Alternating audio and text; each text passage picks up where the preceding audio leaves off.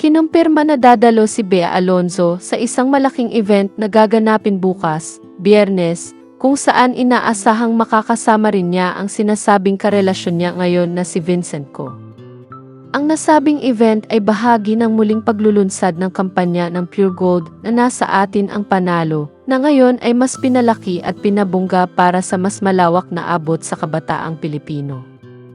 Ang kampanyang ito ay hindi lamang basta-basta patalastas. Isa itong kilusang nagbibigay halaga sa talentong Pinoy at sa musika bilang salamin ng pang-araw-araw na buhay ng mga Pilipino. Ayon sa mga organizer, layunin ng proyekto na kumonekta sa mga kabataang patuloy na nangangarap at nakakahanap ng pag-asa at inspirasyon sa bawat himig ng kanta. Dahil dito, ang presensya ni Bea Alonzo ay isang malaking bagay. Bukod sa pagiging isa sa mga pinakakilalang aktres sa bansa, si Bea ay isa ring huwaran sa determinasyon, talento, at katatagan, mga katangiang nais ipakita ng kampanyang ito. Ngunit hindi maiiwasan ang intriga, lalo na't si Vincent Co, na ngayon ay laman ng mga balita bilang umano ay bagong inspirasyon ni Bea, ay kabilang din sa mga imbitado. Habang wala pang kumpirmasyon mula mismo sa dalawa ukol sa tunay nilang relasyon, maraming mata ang nakatutok sa magiging interaksyon nila sa event. Para sa iba, simpleng pagtutok lang ito sa mundo ng showbiz.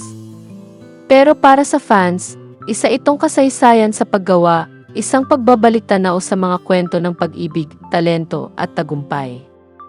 Ayon sa isang panayam kay Bea ilang araw bago ang event, masaya raw siya na makibahagi sa isang proyekto na nagbibigay daan para sa kabataang Pilipino na maipahayag ang kanilang sarili sa pamamagitan ng musika.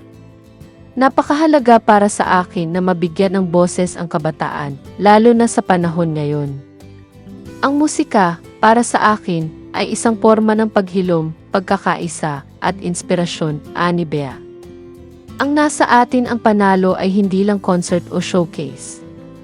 Isa itong pagsasama ng talento at adhikain, kung saan tampok ang iba't ibang artist na susubok na magsalaysay ng tunay na karanasang Pilipino sa pamamagitan ng kanta.